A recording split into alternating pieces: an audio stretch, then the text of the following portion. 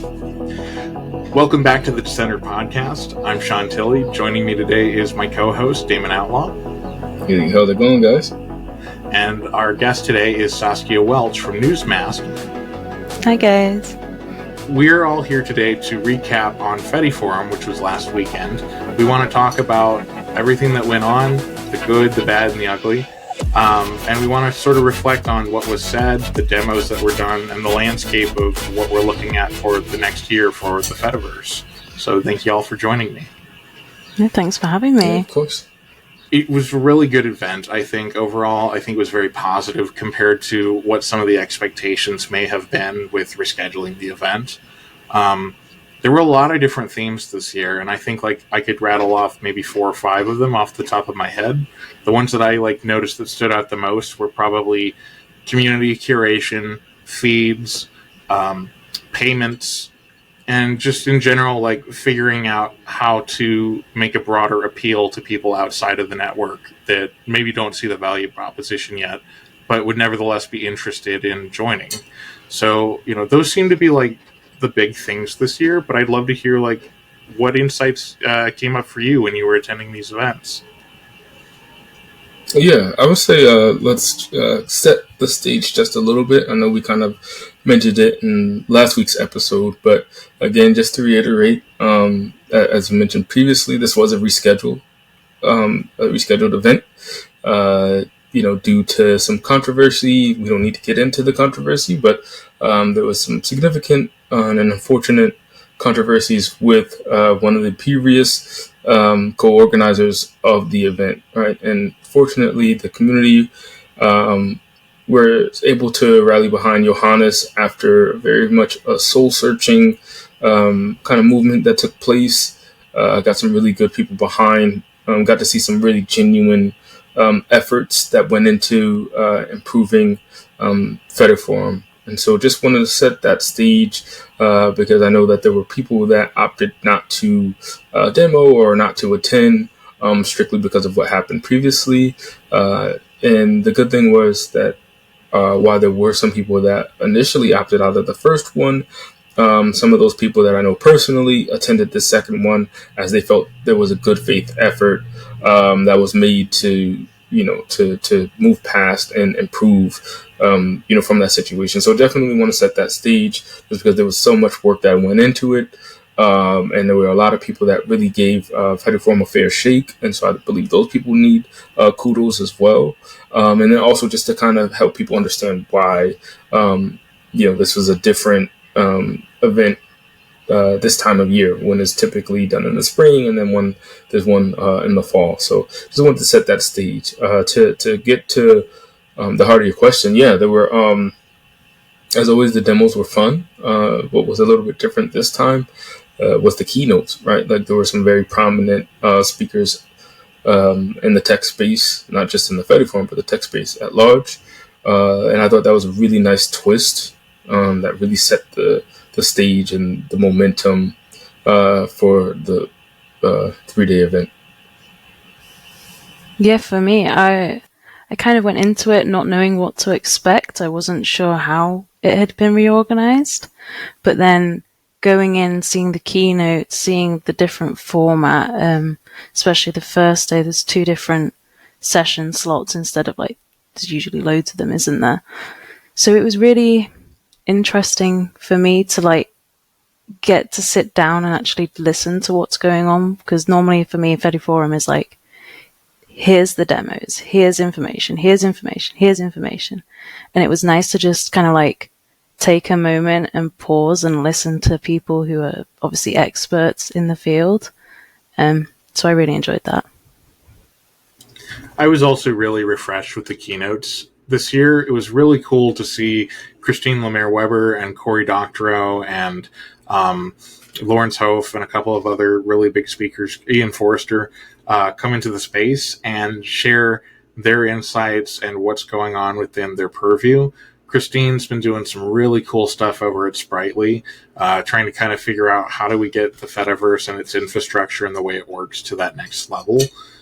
Cory Doctorow, unfortunately I missed his speech, but apparently that was a really good insight over just owning our spaces and figuring out, how do we become less dependent on siloed corporate surveillance networks. Ian Forster did some really interesting insights about the BBC that I was really excited to hear about, and just thinking about at an organizational scale, how do you get something like the BBC onto the network in as quickly and native and friendly way as possible? That kind of migration is super challenging. So I think it was a really welcome addition, and I think it kind of stepped a little bit back from the overly technical talks that we sometimes have at events like this. One of the things Ian said really stuck with me. He was talking about how the internet is made American. So social platforms and just the internet infrastructure in general is just so US based and American audience based. And obviously at FediForum, there's a catering to the European audience, and a lot of Europeans do turn up to it. But I find that a lot of the time the conversation in the Fediverse and the open social web is very US centric.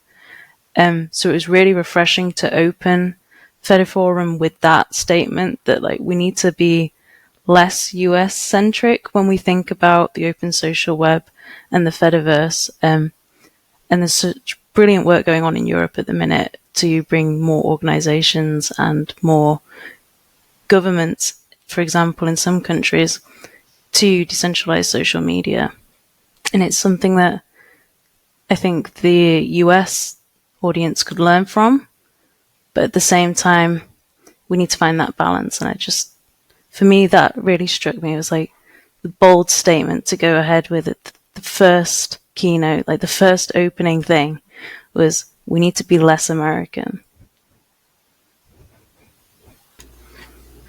Yeah, that's a really interesting insight. And as Damon and I are both Americans, I think sometimes we kind of are a little bit blind to that, in terms of the fact that we're in the middle of it. So I think it's really wonderful to see the EU and their involvement with open social technologies over the years has really seemed to ramp up. It seems like they're doing some interesting things with Blue Sky. They're continuing to fund a lot of Fediverse development through grants, through things like NGI Zero. And obviously, they have a very different perspective than that of the US, whereas the EU might be more interested in developing sort of a homegrown infrastructure for the network. Whereas the US, a lot of the messaging is more about, Facebook's bad, Twitter's bad, we need these alternatives. So it's kind of a completely different kind of messaging and perspective on, do we take a more civic approach to this and make it a part of our key infrastructure for society? Or is this more of a rebellious social movement against the status quo, which is very much the American perspective? Yeah, I would say it was definitely an interesting way to start the show, right?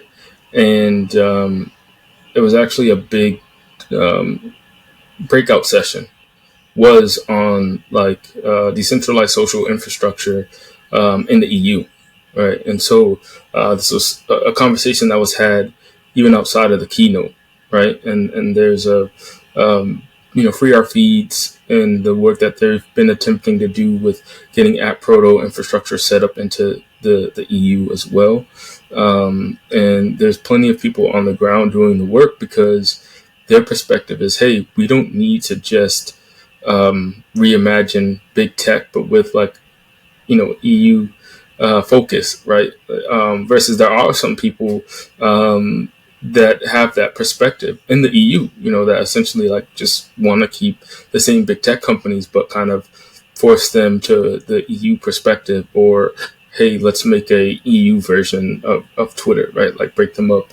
And so there's a lot of different opinions.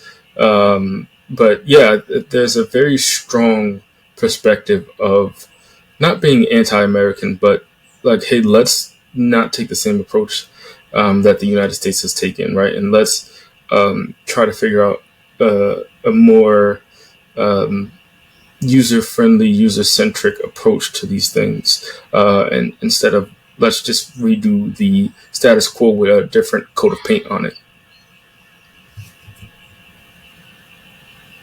Yeah, I think that's definitely like a big concern too. Is that uh, the American perspective on the Fediverse in particular? It's very libertarian, whether we want to admit it or not. Like a lot of the whole like own your data, own your platform, control your conversations, control your experience online. Like these are great value propositions, but like it all is predicated on having the money to basically set up and run your own operations, and not everybody is able to do that. Whereas like I would imagine within Europe it's probably much more common to think about, okay, how would we provide a service at the user level that focuses on, broadcasting, I don't know, let's say train times, or politicians with their platforms, or different ministries and organizations that are trying to do important work. Like there's a whole other story with getting the message out to the people that in the American space is a little more fragmented and a little bit more confusing. Yeah, definitely. I think that at least here in the UK, I mean, things have been so fragmented that we've kind of learned how to deal with that now. And that has turned into starting from the user experience and then building up rather than the other way. So it's definitely a very different way of thinking. And I think when we think about social media in general, the kind of flagpoles that we're aiming towards are big tech, and big tech is US tech. And there's another way to do it. There's another way to be social, but we can't keep trying to recreate what's already been done. We need to think a bit more outside the box.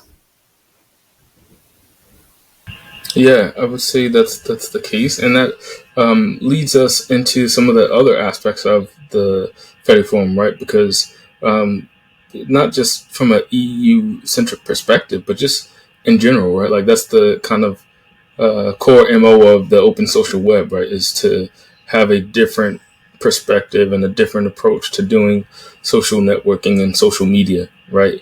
But we keep getting into these traps of recreating what exists, but on a more open level, right? Which is admirable. Don't get me wrong. Of course, like that's you got to start somewhere, right? But I think we also have to have like one eye in the now, and then one eye towards the future, and how can we think past this, right? And because we can't just think about the future, because how are we going to get there, right? And so I think we have to focus about now, and there was plenty of breakout conversations that touched upon that, right? And be it such as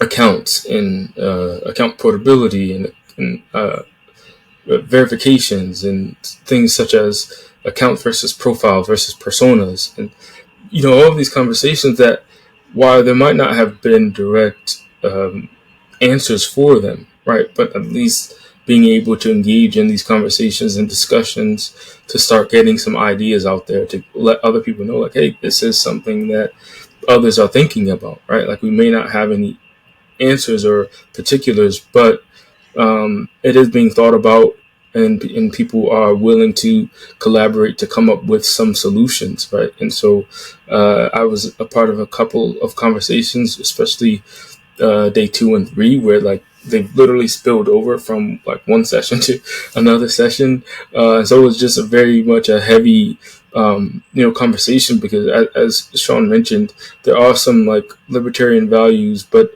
there are also many aspects that are inaccessible to the everyday person, right?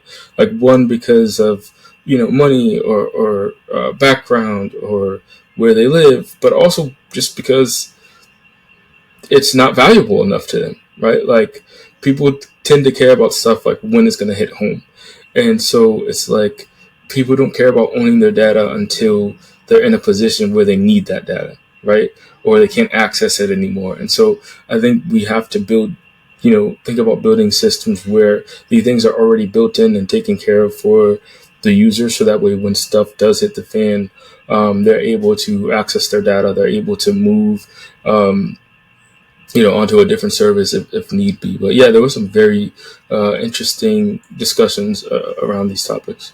Yeah, I mean, I definitely feel optimistic just kind of hearing the community as a sounding board. It sounded like a lot of the themes that we thought were going to happen did end up happening, and there was probably more people speaking towards aspects of identity, security, portability, and just being able to have a greater set of controls over their communities, over what they see and what they experience online. Um, I was also really excited about the payments discussion that Ben Pate from Emissary put out there, just because commerce has been something that's been really missing in the network for some time. And I know that sometimes we joke that like the Fediverse is allergic to money, but if we want to actually have meaningful development, it's very obvious, especially when you talk to some of the developers building these elaborate, complex projects, that the donation model only goes so far. It's wonderful to have those donations, but the average person is not going to be able to donate to more than a handful of projects at a time. If most people are donating towards Mastodon, it's going to be a bit of a challenge and a reach for them to also think about donating to PixelFed, Bonfire, Friendica, you name it. And so we have to think about other forms of, I don't want to call it revenue, but other ways of making money that can support these projects and ensure their longevity. Some of that is through stimulating commerce within the network itself and saying, hey, we've got this eBay-like platform. People can trade goods on there and actually pay each other. Or, hey, we have a Patreon-like thing where you can subscribe to channels and get access for a certain amount of money a month. Like, a lot of these things could end up helping a lot of people that aren't just developers, but are artists and musicians and other kinds of content creators. And I think by creating the infrastructure for that, we also are creating an incentive for people to come onto the network and actually do those things. Yeah, definitely. I mean, I wasn't around for the conversation about payments, but I saw some of it online afterwards. And I think what you just said there is exactly the point. We need people to come to the open social web, the Fediverse. But to be here, they need a reason to be here. And for the creatives, the musicians, the artists, the writers, if they're here and no one's paying them for their work, no one's acknowledging their work, what reason do they really have?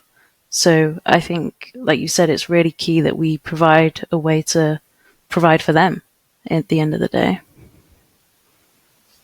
And I think that kind of infrastructure could go a long way towards building things that we have no idea exists yet. There's a whole swath of experiences that have yet to really take root in the Fediverse. I actually think Emissary is probably one of the more unique platforms, considering that it doesn't really try to emulate anything specifically. It's more of a toolkit for building things. This is kind of in stark contrast to things like PixelFed, which is basically a one-to-one recreation of Instagram, or Friendica, which kind of looks like Facebook if you squint a bit, or Mastodon, which is like Twitter but not really like Twitter, depending on your point of view. It's good to have those platforms, as we've said before, and there's definitely a group of people that are interested in those kinds of mediums. But obviously, if we want to break out of the constraint of just simply recreating other things within the umbrella of the open source movement, we need to think about curating and curtailing entirely new things that haven't existed before. Yeah, I think not just building things that haven't existed, but finding a way to meet people where they are. And I believe having payments does that, right? We see something like Ghost, right? And Ghost has taken up a very significant presence on the open social web. Now with subscribers able to have their content directly plugged into the open social web, right? And and so that was already an excellent alternative to Substack and others. And then now taking this next step with integrating ActivityPub, this is only strengthening people in terms of what they're creating, and having some sense of security, right?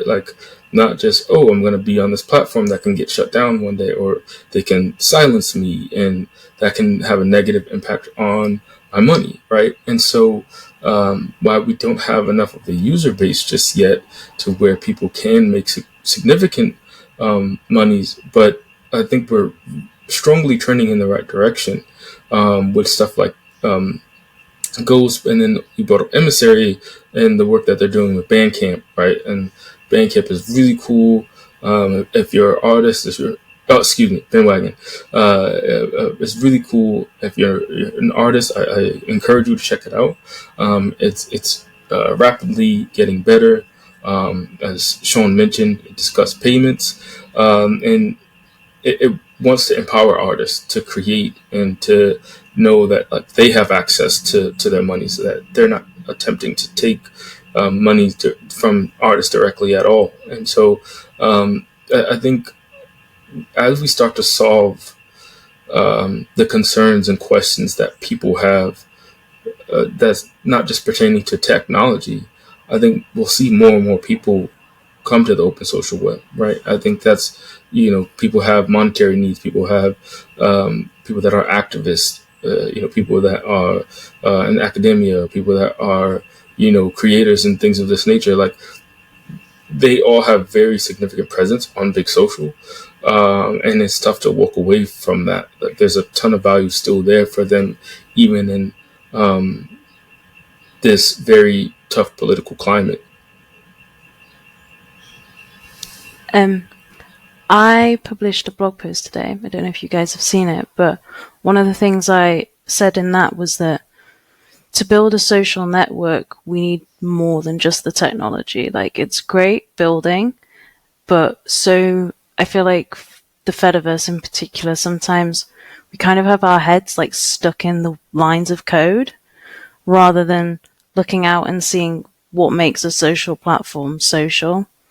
And if we start catering to the creatives, we're getting there. We're going to start bringing in people who can expand the culture of the social web rather than the tech. Yeah, and I mean, it's funny because there's a certain level of irony. A lot of, I shouldn't say a lot, but if a non-zero amount of people building for the social web are not necessarily socially inclined themselves. So it's kind of this funny problem where the product often reflects the mindset, behaviors, and attitudes of the people building it. So you sometimes have developers that are very, very hostile. They're not really into taking any input from anybody on making significant changes. And then they get mad because they wonder why their project isn't successful as it could be. You are absolutely right that as a movement, we cannot just simply rely on code and availability and the if you build it, they will come mentality.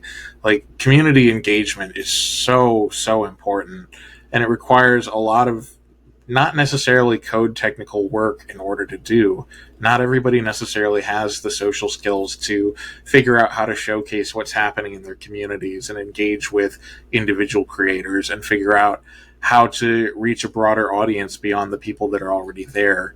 These are all skills that I think are really important. And we see Andy Piper in the Mastodon project does a really good job with this. We've seen some roles within projects like Mastodon start to appear where messaging and communication are a really, really big focus. But I think over time it's going to be that much more necessary as we continue to reach out and try to grow networks organically. Yeah, I would say this also kind of segues back into some of the discussions and some of the demos of FediForum, because while it's not just technical needs that we need to solve, that doesn't mean that it's at 0%, right? There are features and things that need to happen. And some of the cool conversations that happen that are very much user-centric are conversations around feeds.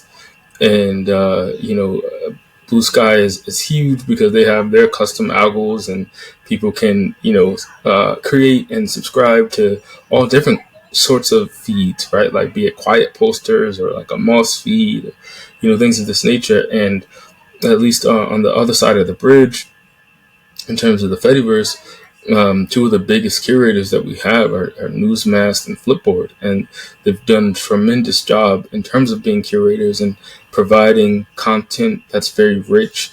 And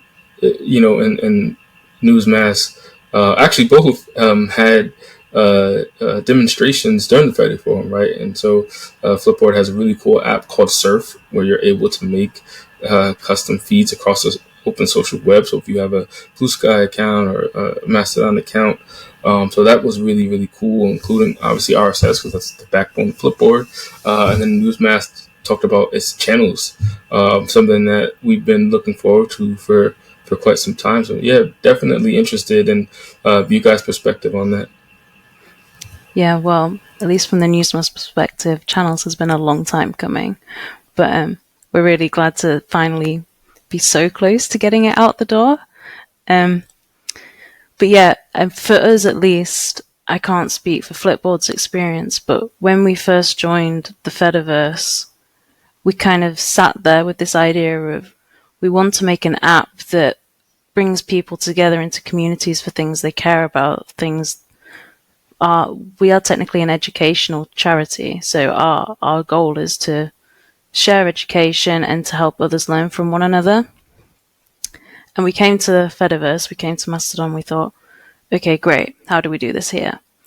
And we just couldn't. There was no way to find people who had a group or a collective interest in something.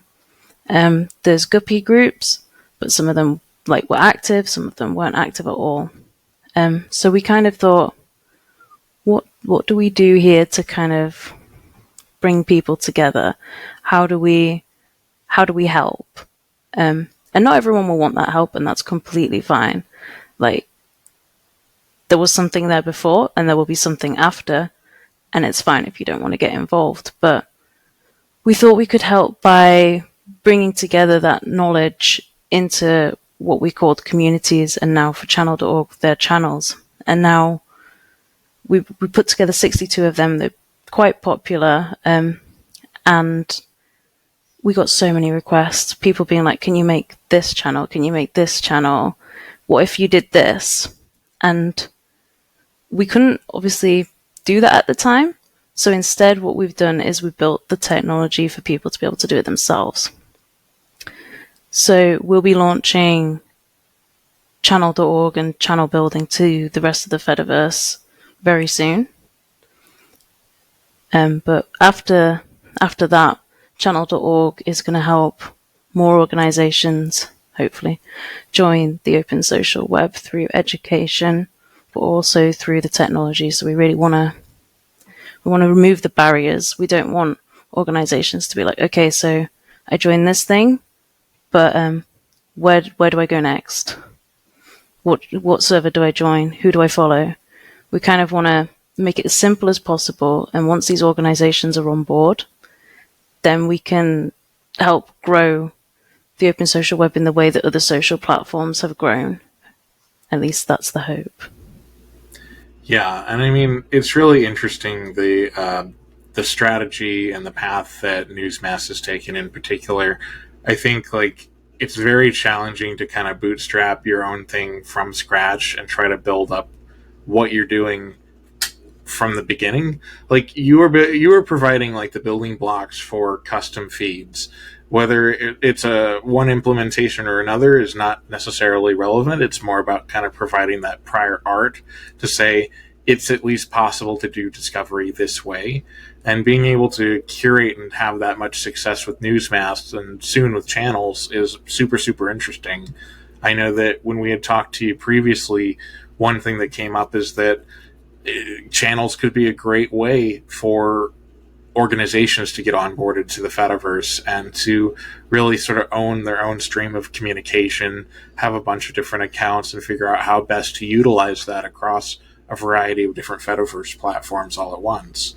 There's a really compelling user story there, and I would love to just kind of hear your thoughts on where that stands today. Yeah, so as you said, I think for us, one of the main things we like to say to organizations is to stop renting from US technology companies, to de-risk and instead own your social space. So that is for us. If they do it through us, they can do there's other options, of course. But through channel.org, you basically get what Michael, our co-founder, calls a microserver.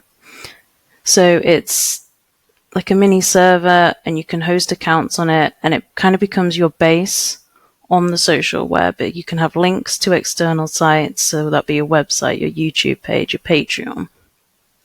You can host your account, so if you're a news company, you could have your journalists on there.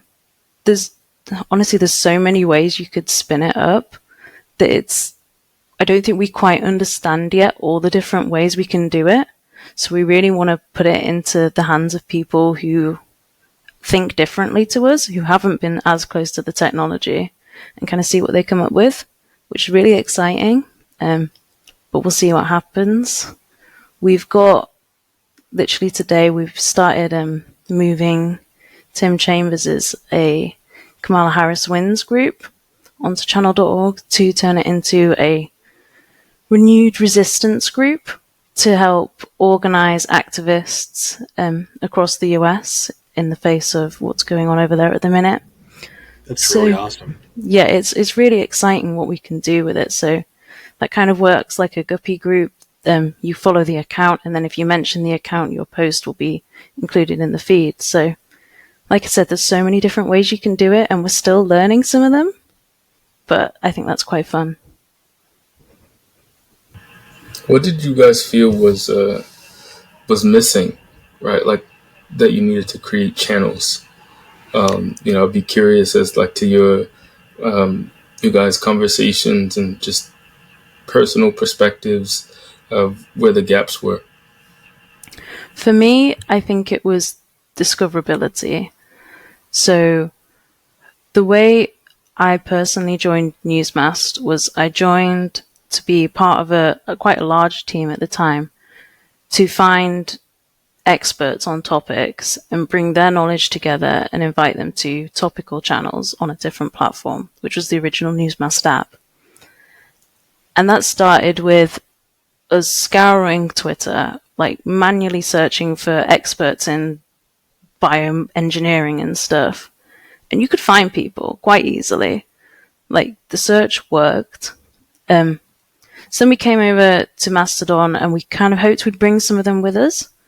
And some of them did come, but not as many as we'd have hoped to make like a successful platform. So we thought, what do we do next?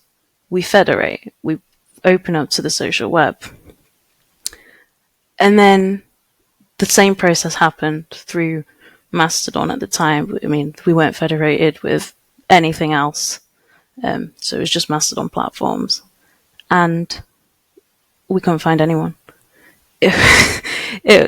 Honestly, we could not find anyone. It was like you'd search something like biology, and there's like 2 or 3 accounts, and we're like, there's got to be more people than this who know about biology. So we thought, why not do it ourselves? And that's kind of what we've done. And I mean, our channels aren't perfect. There are gaps in knowledge on Mastodon especially, but on the open social web as a whole as well. So the more platforms that join the open social web, the bigger and better those curated channels can be. I mean, I know Threads is kind of a touchy subject, but when Threads turned on federation, our sports feeds went crazy. Because all these sports accounts that have like never had a presence, do not care about this techie thing. They're all on Threads. And you say, oh, can you like turn on federation, please? And they will. Like, we've got Gotham FC, there's like every American football team possible on there. Like, all of a sudden our sports feeds, which had like 5 or 10 people in them, loads of people. And for me, at least, I hope that makes a difference, because we do see people who've just joined, like Mastodon or the Fediverse, saying like, where do I find people who like the same stuff as me? And someone will say, oh, check out these Newsmast channels. And it helps. It's such a chicken and egg problem. And as somebody that has been on the network since the very beginning, I cannot understate how surreal it is to be able to find ESPN and various like basketball coverage from like not just like individual people, but like high level sportscasters across the open social web. Some of it being bridged from Blue Sky, some of it coming from Threads, some of it natively happening within Mastodon.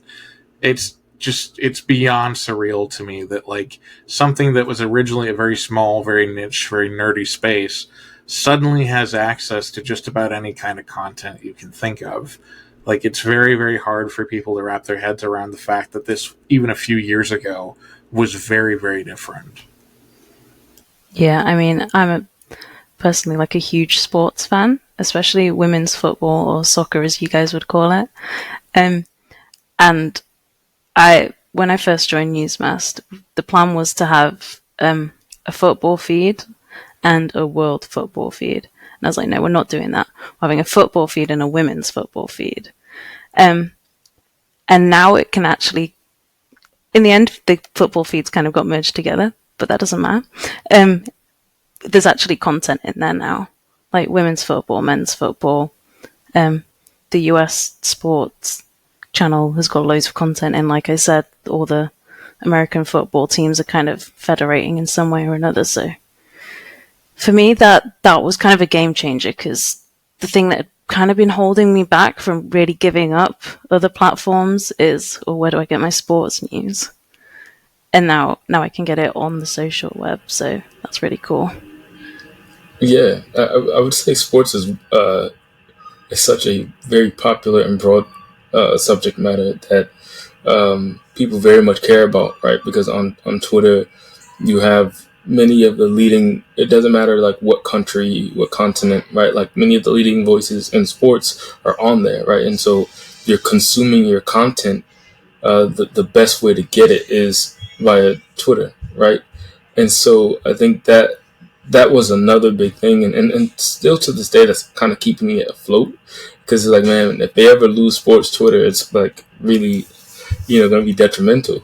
And yeah, so to see, Blue Sky, especially, I personally am a big fan of The Athletic, and they cover all sorts of sports. It's a great media company, and there's like an entire starter pack, right, like dedicated to The Athletic and different, and The Athletic FC and things of this nature. And so it's like, man, if people, want to get rolling, like they can. And one of the things that really bothered me when well, not first, because I attempted Mastodon in 2019, but when the second time was like, hey, how can I find what I care about? Because everything is so built on hashtags, right? And it's like people can tag anything differently, right? Like no one is going to just use hashtag NFL, right? Like, and so there could be, 5 to 10 different tags for the same thing. And so it's like, man, you would need something that allowed you to put all of the possible tags that you could think of. And that was one of the reasons why I fell in love with the Sora SNS app, because it was like the first app that I saw had that feature, and I can make like a feed literally just based on the tags.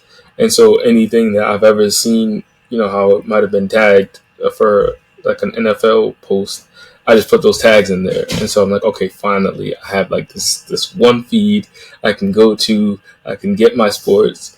And obviously it's not the same, because I'm not reacting in like real time with like, those real accounts, because most of them were bridged from Twitter at the time, like they were bot accounts. But it was like, man, this is like the closest thing I could get, to it without having to be on Twitter. And so to see Newsmast kind of take that concept to the next level, and Flipboard as well, I think it's only gonna get better, and it's gonna be cool, because again, as people start to come, yet again, there's gonna be this very rich and robust content of these categories that people actually care about. And one thing to keep an eye on, too, is that there are now specialized services coming to the Fediverse. I don't know if either of you had heard of Collab FC, but basically it's an activity pub instance that focuses on individual different football clubs, European football, of course, but basically they have little bots that'll tweet out or post out different accounts of like what's going on with Arsenal, what's going on with these other clubs. And so like with aggregation, with tools like custom feeds, and with infrastructure such as what channel.org could provide, we're seeing like this sort of wonderful intersection, sort of a crossing of different sources all hooking into each other to make discovery easier. So who knows, within the next few years, it might be the case that finding these things from your instance, even if you've never talked to any other instance before, could be a lot easier than what it is now. Yeah. With that, I want to, segue as we start to gear down. Something that was so impactful that has transcended beyond FediForum, and that was the promo video for the Fediverse. Right, like that was such an impactful video that people are still talking about today, right? And it was like, wow, to see a master, at her craft, making these videos, and someone that genuinely believes in the open social web, right? I think that's another thing that's important too. For context, for anyone that has not heard about this video or the person behind it, a little bit of background. Elena Rossini is a Italian filmmaker, director. She does a lot of work with videography. She also runs the blog The Future is Federated, and she does a lot of wonderful deep dives into just trying out completely new apps and platforms. And that excitement of discovering new things really, really translates in her writing and her work. One of the things that she showcased at FediForum was a video, basically a short explainer, almost like a commercial, showcasing many of the different value propositions of why you would want to move to the open social web. So she did a wonderful, wonderful job. We will definitely link it in our show notes, but it's really cool to see. I don't want to just say content creators, but people specifically making content for the Fediverse and for promoting the Fediverse that isn't like necessarily your stereotypical dry narration and stock art that maybe a couple of open source projects in the space would have relied on even a few years ago. So to see more creatives approaching advocacy in that way is super, super unique, and it's something that we really haven't had before a whole lot. Ooh. Yeah, I love Elena. She's an amazing person, but I was expecting the video to be good, but when I saw it, I was like, wow. This is really good. Just the production quality, like the amount of effort you can tell she and her team have put into it. And then I think the cherry on top for me was seeing the Fediverse community come together. For context, there's subtitles in multiple languages now, and a lot of that has come from the community. And seeing how we can support one another to build something that promotes this space is really exciting, and I think it sets the precedent for the future. Like, we could do this on so many different projects. Let's start. It definitely feels good. And again, like, it's kind of a one-of-a-kind thing. We don't really see this kind of content made a whole lot, except as like a very small hobby project with a very low budget. I would love to see more promotional work from her in the near future. I'm really curious as to what she's working on. But advocacy is one of the things that we currently lack within the network, and we really need to execute well on if we want to help bring more people in. The network's growth is kind of dependent on that, and if we don't keep growing, there's some concern that we might not be able to maintain the momentum that we've built up to this point. Yeah, I definitely agree with that. I think we have to continue to put our heads together, right, and not just come at it from a developer perspective, but truly, like, if we're trying to sell the goods on the open social web, we have to start touching people beyond, right, and people that aren't developers and people that aren't like, tech adjacent, and things like we have to truly meet people where they are, grasp at what matters to them, and ideally, sell them on like, hey, here's this space. It's imperfect, but it's trying, and it's filled with a bunch of fighters. It's filled with a bunch of doers, and it's getting better, every day at a time.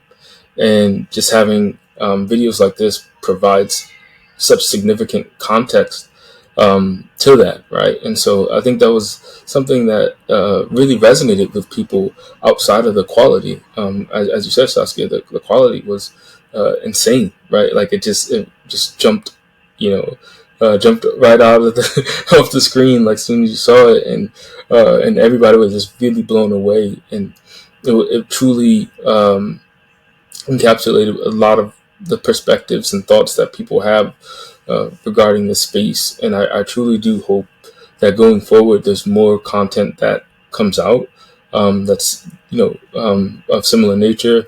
I hope that it empowers other creators that are out there to create their own content. It doesn't have to just be the tech false bros that want to speak the gospel about false, or the gospel of the Fediverse, but people that genuinely believe in other people and genuinely believe in the open social web. And so, that has me really, really excited.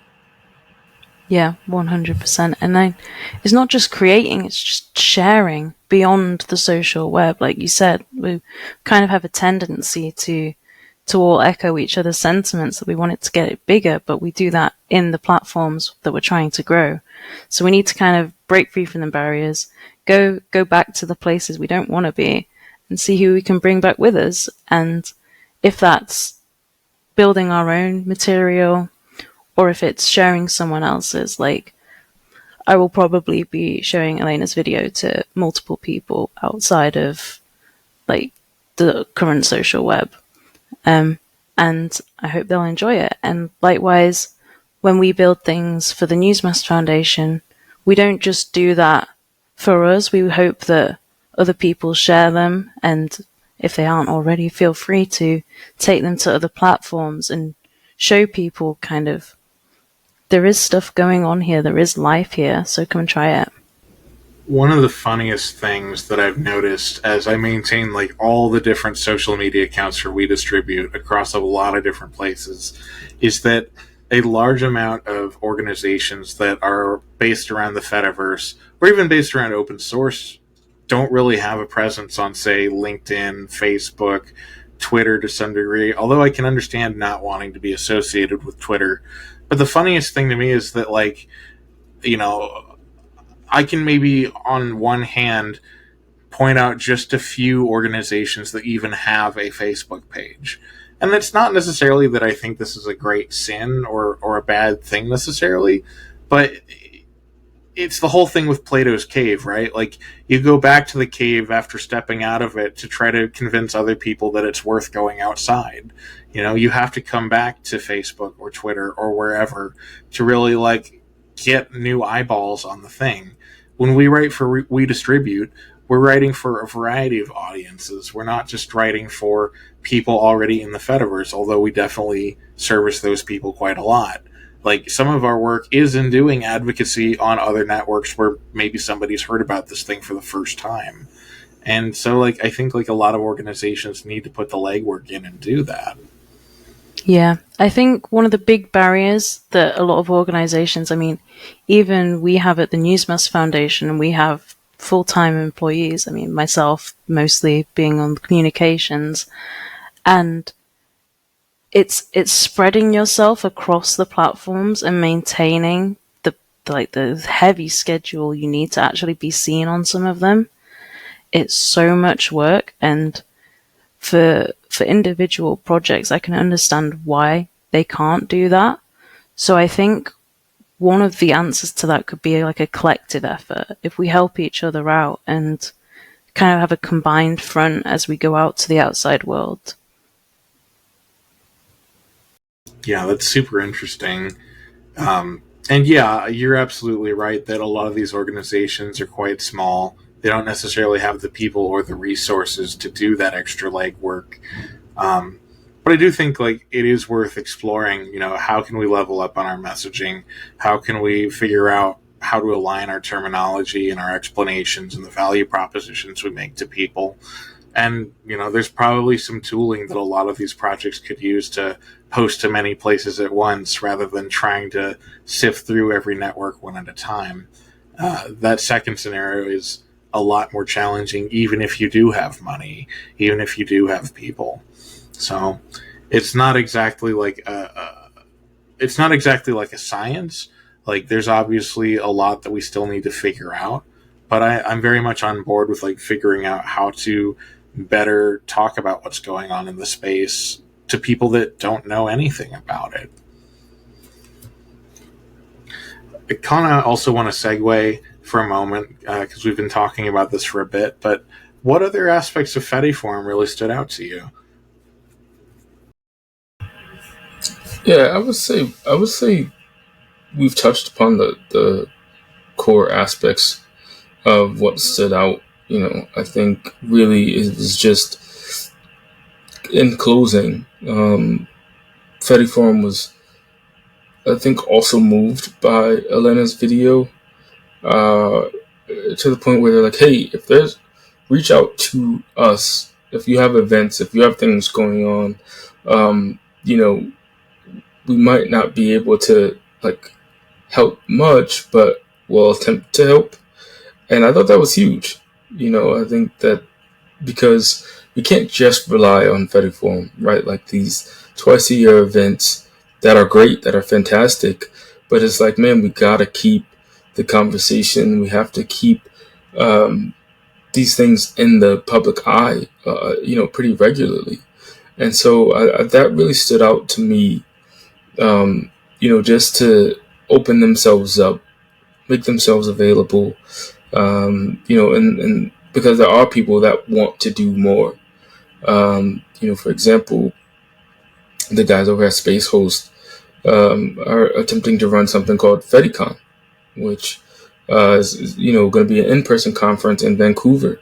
And they're pushing more information out about that and trying to also figure out if there's a space for them to do some remote aspect for those that would like to attend that can't travel to Vancouver. And so that's one of the first projects that I've seen promoted that was happening over the FediForum 3-day event. I will say this, it may be the first time that I actually buy a plane ticket to go to Canada. One thing I really enjoyed or stood out to me at FediForum was Bonfire, and I know that a lot of people have been excited about what Bonfire are doing for a long time, especially in the Newsmast team. Freddie, honestly, this is the shout out to the Bonfire team. You need to get him a t-shirt because he does not shut up about Bonfire. Every day. Anyway, the Bonfire team, the way they're building and the consideration they're taking for everything they do, I thought was so refreshing to see. I mean, it's such a tech-heavy space, and obviously the measurement for success in tech is to ship it, but they're holding back and they're making sure they do it right. And I think that's so admirable, and I think a lot of us could learn from that. And I really hope it's as successful as we all think it will be. But for me, that really stood out. I was really excited to see that they're getting close now. Yeah, one thing that really stood out for me with Bonfire in particular, they have a little bit of a playground instance where you can go on and test things out and fiddle with stuff. In the past, it was really, really slow. And I'm not saying that as a reflection of the quality of the software or the work they were doing. Some of the architecture and the problems they were trying to solve had some significant drawbacks that required them to take the extra time to do that work. But if you go on their demo instance today, it's lightning fast. It's buttery smooth. And so to me, like, that's a huge, huge improvement. Like, I'm really looking forward to being able to set up an instance just for testing purposes when we do a deep dive review and see what it all is capable of and how we can put it through its paces.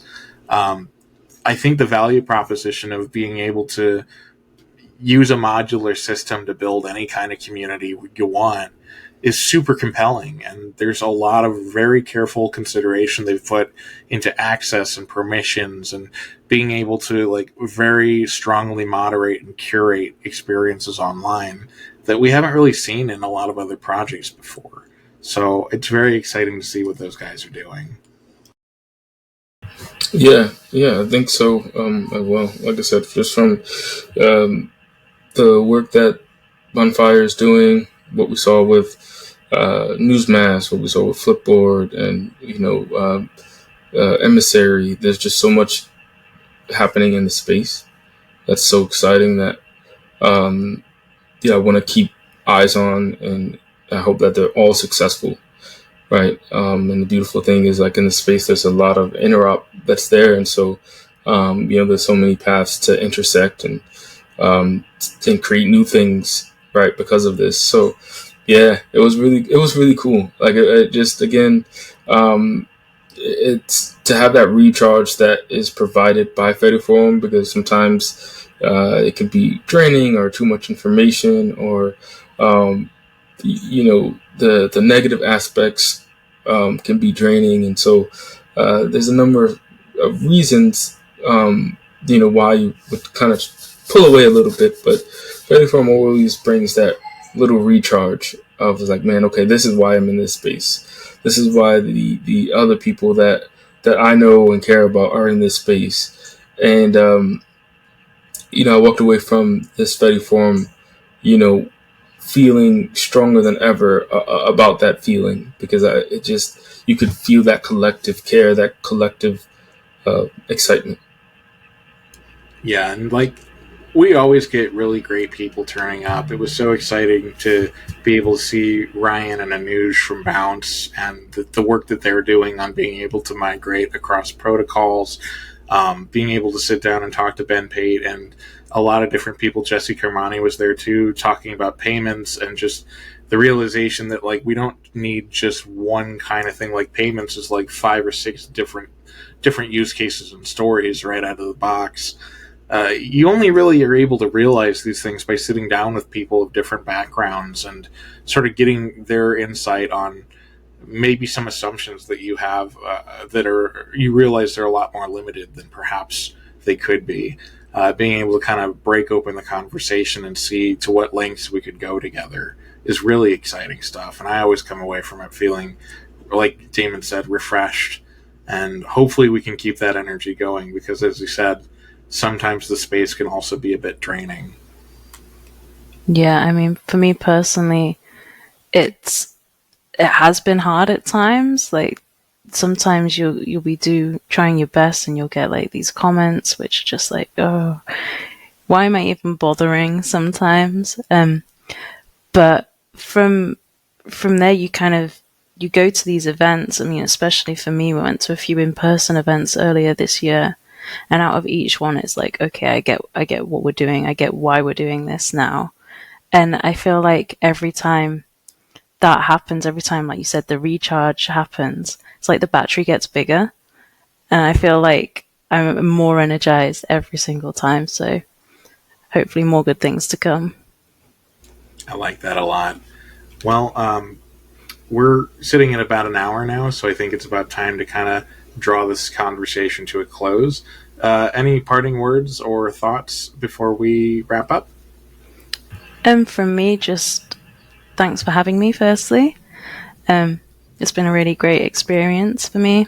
And well done to everyone who was at FediForum, who showed off what they're doing at FediForum, because it was a great event, and everyone who is participating in the open social web is making it better. So keep going. 100%. This is the Descender Podcast. You can follow us on the Fediverse, news at WeDistribute.org. You can also check out our podcast individually from our website. If you want to donate and support our efforts, you can donate through Patreon at patreon.com/WeDistribute or opencollective.com/WeDistribute. We are always happy to interview people within the space and see what exciting new things are happening. And we're always looking at people to tell their stories. So if you want to appear and share what you're working on, reach out to us. Thank you so much, and you've been the best.